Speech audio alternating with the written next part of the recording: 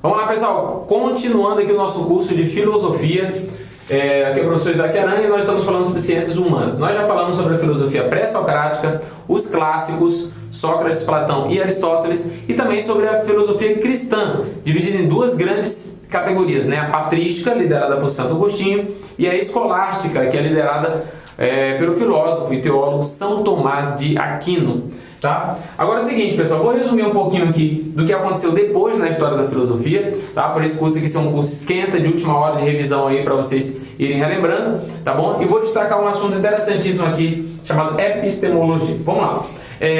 A escolástica vai até o século XIV, tá? Então essa aula aqui ela vai servir um pouquinho de filosofia e também de história. Porque no século XIV acontece ali o fim desse período da escolástica, que enfatizou tanto a razão, vai desembocar alguns outros movimentos. Vamos lá, no século XIV, século XV, começa-se um período chamado de Renascimento. Com certeza você já ouviu falar nesse termo Renascimento. Qual é o símbolo do Renascimento?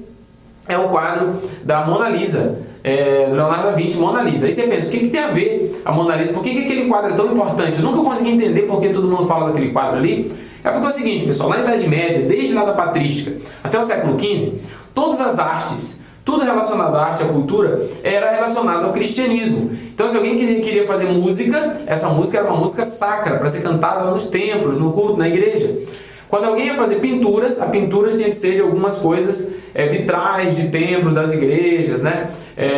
Tudo era relacionado à religião. Muito bem, até que, no período do Renascimento, alguém vai ter coragem de pintar a Mona Lisa. Quem é a Mona Lisa? A Mona Lisa não é Santa Maria, a Mona Lisa não é Jesus, a Mona Lisa não é um anjo, a Mona Lisa é simplesmente uma mulher, tá? Simplesmente, com o padrão de beleza da época, né? É uma mulher. Ela significa o quê? Que Deus falou, não, é só uma mulher. Ah, mas é porque eu... Não, é só uma mulher.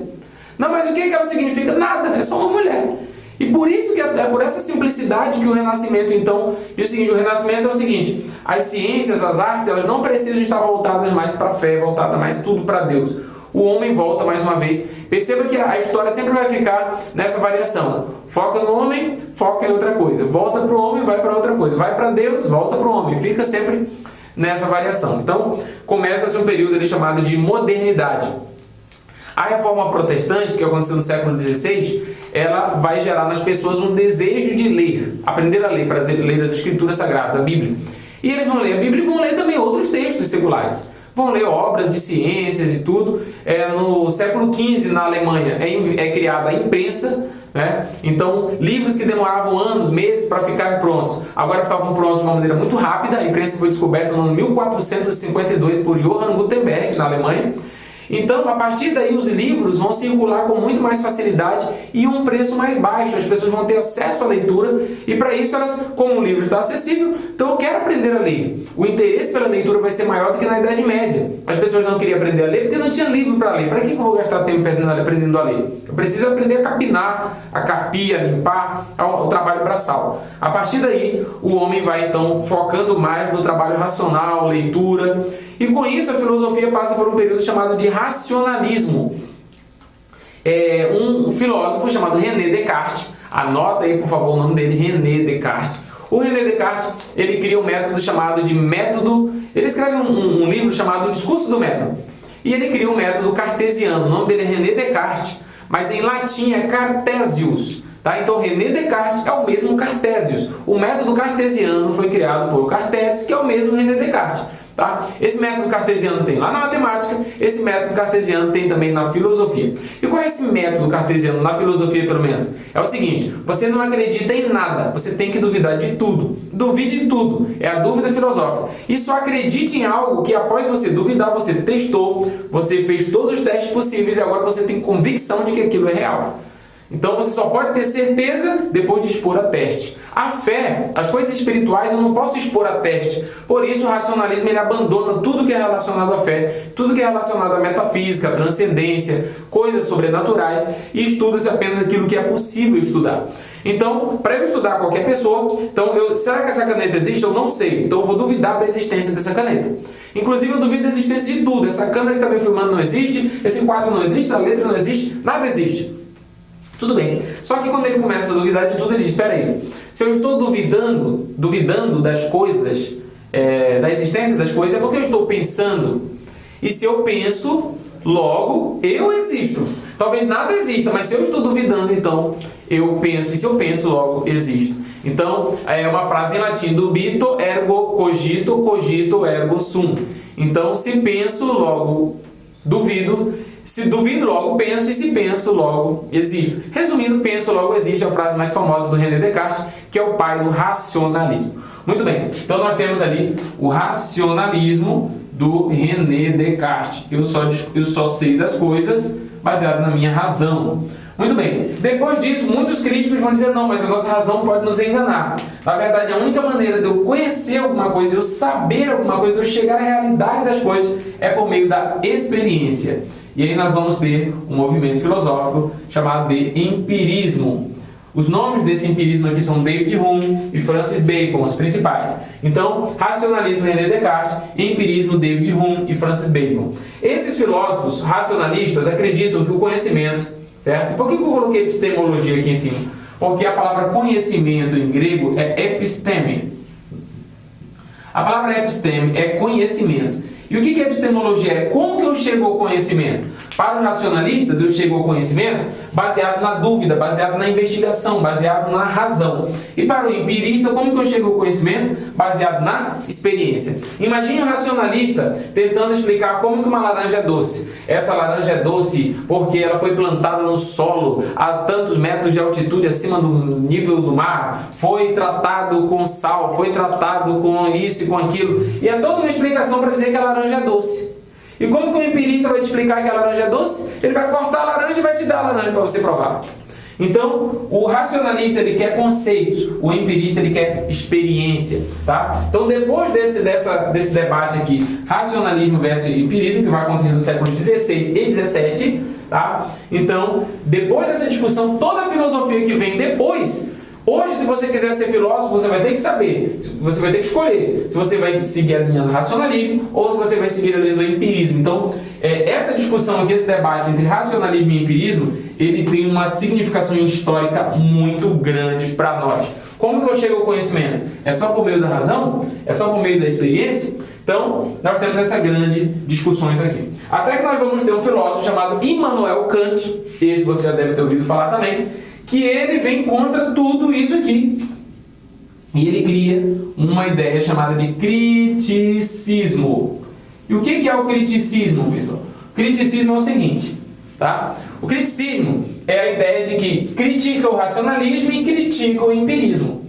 O Immanuel Kant escreveu um livro chamado Crítica da Razão Pura. E ele diz o seguinte: quando você quer ser só racional, você acha que aquilo é muito técnico e você não vai cometer erros, mas a tua razão pode te enganar. O teu cérebro pode estar condicionado a acreditar em alguma coisa. Então, o racionalismo não é totalmente aceitável. E o empirismo é as tuas experiências. E a tua experiência é baseada nas tuas emoções, nos teus sentimentos, na tua vivência.